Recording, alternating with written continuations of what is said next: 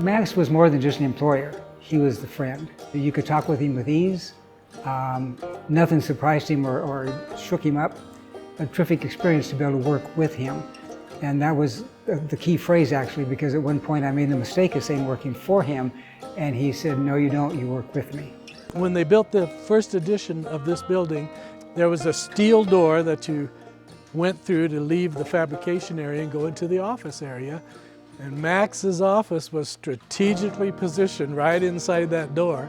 Say, hey Don, what are you doing? I said, well, I got to drop off this paperwork. And he'd say, well, stop back in here on your way back out. So no matter what he was going through or what someone else might be going through, he genuinely cared. And then another thing I really loved about seeing Max was seeing him out mowing with his straw hat on. He always had a smile. It was, that's always make my day when I'd leave seeing that. I owe Max a debt of gratitude that I know I can't repay, but my goal is to try every day. A lot of people say they love this job, but to me this is more than a job. This is, like I said, this is what saved me. Like, to me, Max was my guardian angel. Without him, I wouldn't have the family. I wouldn't be able to, have the roof over my head, the food on my table. The biggest thing that sticks with me is he says, nobody works at Walker, you work with Walker. And that has stuck with me. When I was in my last semester of school at Colorado State, I needed an internship. And the first Monday I was here, Ken Weaver, our HR manager, gave me a time card. And I thought it was just so they could report to my professor. And he said, just record your time on this and give it to me at the end of the week. And so I did, and the following Monday, he came and gave me a check. And I was like, oh wait, I can't do this. I have to, I just need the college credit. I can't get paid for this. And so he's like, well, that's just the way we do it around here. If you work an hour, we pay you for an hour. I remember I went and talked to my professor, and I'll never forget the look on her face. She's like, are you serious? And yeah, I'm dead serious, and they are dead serious. And she said, this is a good company. Yeah, I think probably a lot of what I do is based off of, Max's example.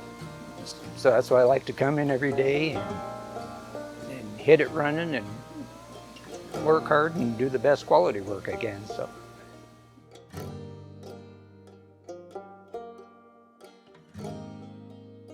The handshake of an iron vise.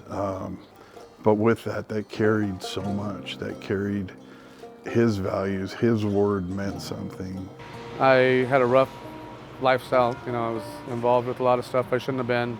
I figured no one would ever give me a chance.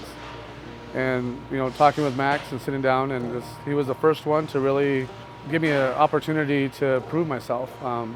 Came out and told me that he was very proud of my work, that it was a good decision to hire me, and shook my hand with that amazing handshake he had. And it really touched me because, like I said, growing up the way I did, you didn't get that. You couldn't ask for a better friend. He was a man of God, and his handshake was second to none.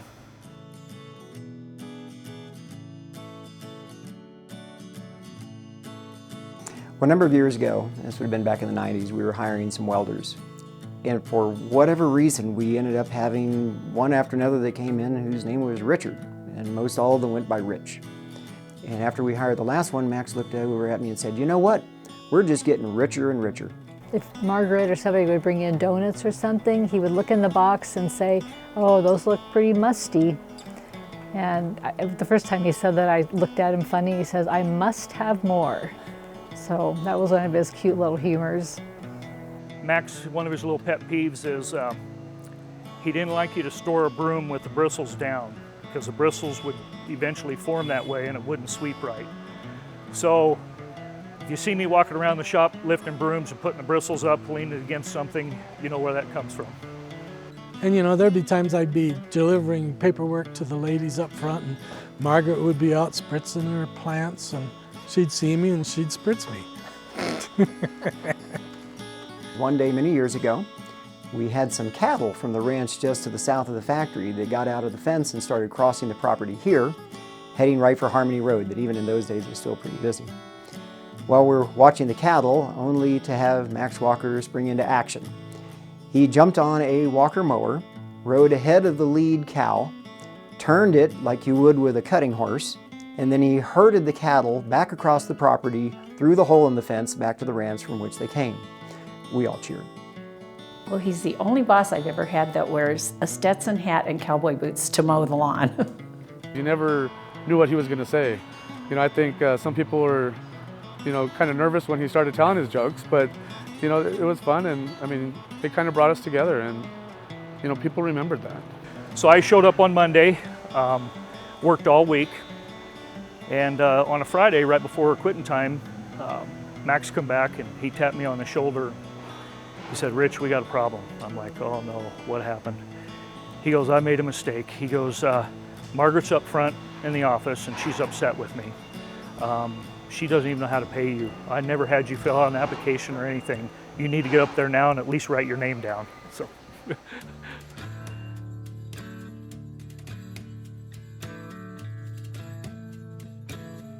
Just a simple, decent, honest Christian man would be the easiest way of describing him. The decent way that he lived his life left an impact on anyone that was fortunate enough to work with him.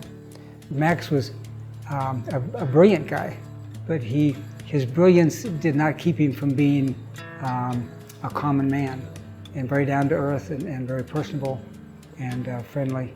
He's a man of the earth. He was a farmer originally, but he had a brilliant mind, and he could see things that weren't and make them come to be. He was always happy. I never seen him frown. He always had a smile. He was always upbeat, and there was the good side of everything. Boy, Max was, I mean, always had a smile. Friendliest guy you could ever meet. Well, Max genuinely cared for people. It was something that came from his heart. He used to tell people that we have two kinds of people here at Walker, good and gooder. Now, Max's grammar was a whole lot better than that, but he was trying to make the point that he looked at people that way. It's a chosen point of view. And for Max, when he would look at someone, he would look for the best in that person. Interesting thing about that, if you want to look for the worst, you'll find it. But if you want to look for the best, you'll find that too. And that's what he chose to do. Max was very genuine. He was humble. He was funny. But he was a very caring and loving person, and he portrayed that. He came through to ask you as an employee how you were doing. What can we do for you?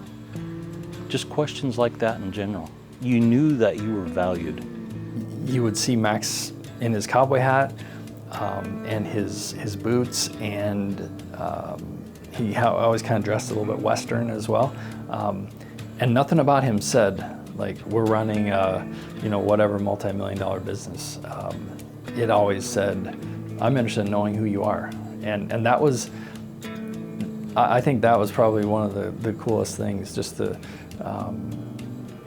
not have someone who looked like they were running some big show. They were, but you never would have guessed it. Every day, whatever that may be, if he was coming through, he would stop and talk to you, and he would ask you about your family and ask you about, how's your faith, all this kind of stuff that was totally foreign to me, that your employer would come up, and just be talking to you. And but that was Max, because he was more concerned about you as a person than you as an employee. But when I first worked for Max, and I worked 2 days, and then it was a Friday, and he said, I apologize, we can't pay you today, because we used to be able to pay people on Fridays, but now with all the new laws and bills, we feel really terrible keeping people's money over the weekend when they've worked really hard to get there. I thought, that was really, it stuck with me, that they just felt so responsible. I was sitting at the sewing machine probably within that first year, and where it was located, there was no movement of air. It was very hot. I brought from home one day just a small fan to sit on the machine to kind of stir some air up. And Matt came by one morning and saw that fan and he asked me about it. I just said, oh, I just brought it from home, it's mine. He said, no, it isn't, it's mine. And he gave me a $5 bill for it. So he was a man who wanted to make sure that you had what you needed, but he wanted to be the one to supply that for you, not you supply it from your own funds or goods. Often we would have a luncheon or like a Friday afternoon snacks, and Max would see like a FedEx driver waiting to pick something up, and he'd say, come on in. And I just remember how welcoming he was. And really, if you look at it, that's why when we have a lunch now or whatever, there's always more than we need. And if you ask the HR department, they'll tell you that's it's a standing order from Max Walker to always have more than we need.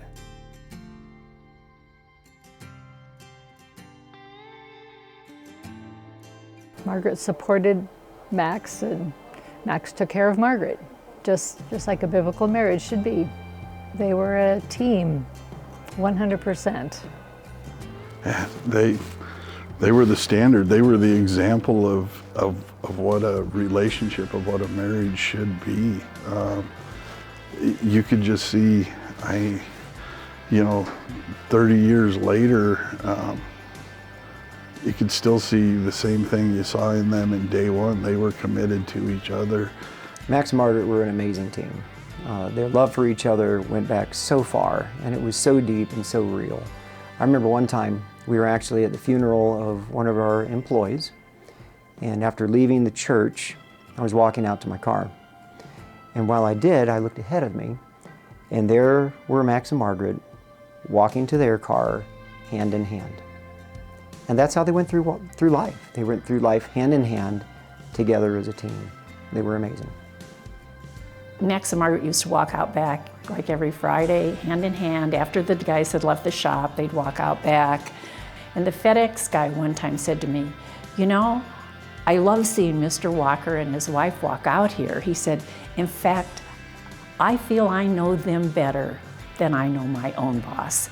You know, it gets hot in this building. I mean, and I remember seeing Max and Margaret on the cart with those 5-gallon jugs, lemonade, going from station to station, shaking hands, telling people, thank you for being here, and handing out lemonade on hot days.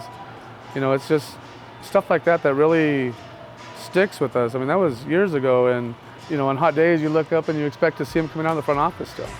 Like, that's just who they were. What you'd find is two people who are thankful. It is a trait that is often overlooked, the trait of being thankful. But they are definitely a pair. Max and Margaret are a pair, and that's what I want to be in my marriage.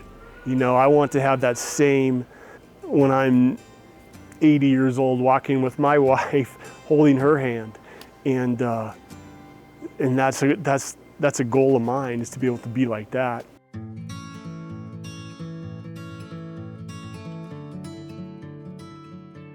The one word that really describes him is genuine. I think of him, like at Easter, you have the hollow rabbits and you have the solid chocolate rabbits. He would be like a solid chocolate rabbit. What you see on the outside is what's on the inside. I would describe Max Walker in one word as a very godly man. I'm just going to say compassionate, because Max had a big heart. Yeah, compassionate. I would describe Max as a leader. Lead by example, always doing the right thing. He never steered you the wrong way. Resolute. He was steadfast. When he said something, that's where he stood. I think I'd say friend, because everyone was his friend. I would say brilliant and faithful. That he's a man of his word. I mean, his handshake said that too, and it was just a genuine family value, good Christian man. Max was a man of his word. You could take that to the bank. He was faithful with the Lord, faithful to Margaret, and faithful to the company. In one word, I would say that Max would be a saint. I would say steadfast. And if you look at his history of where he started and how he came along and all the successes and trials that he had, he was steadfast. My one word from Max Walker would be mentor. Max always had that vision that where you're at right now is not where you're going to be. God has more planned for you. It's, down the line. And he would see value in people that some people might not see in bring them along. And he was able to do that. Grandfather? That's how I describe it in one word. Max.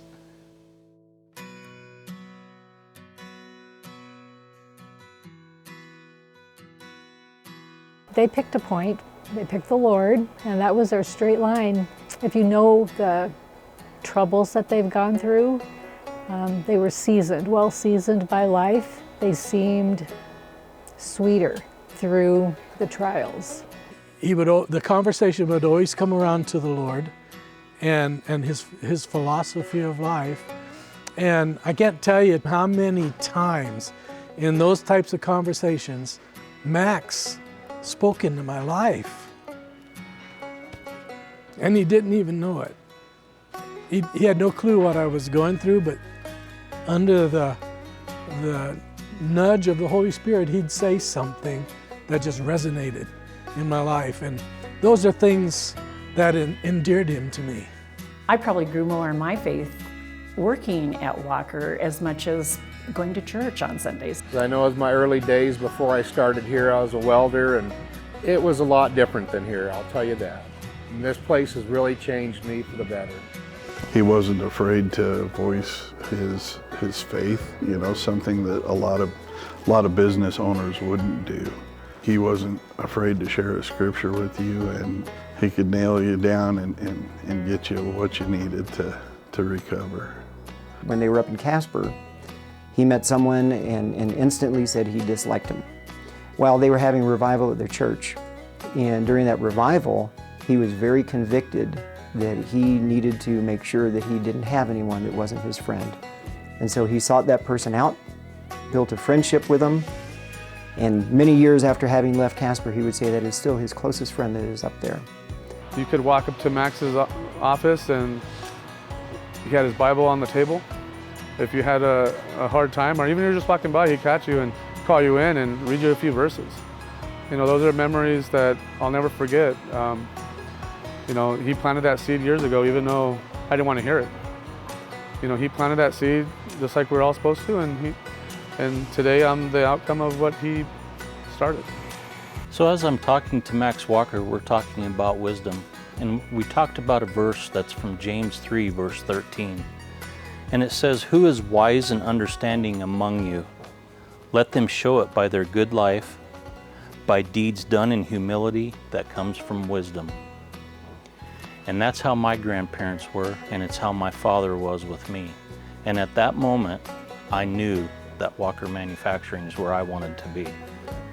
I remember this story that Dean told in a meeting we were in one time, and he said they were up in Casper and they had lost everything, basically lost everything. And through that whole time, his mom and dad would write tithe checks and put them in their dresser drawer.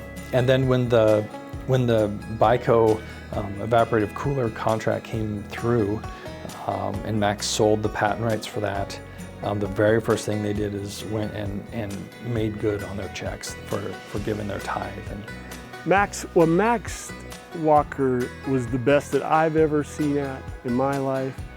Is he was the best at being able to live his Christian faith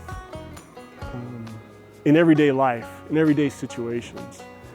What Max was able to do was put all those things, kindness and generosity, encouraging, humbleness, forgiveness, right? All those things he did every day. And I know those things are the basis of what Walker is today, is because of what Max set then. And I'm thankful for that.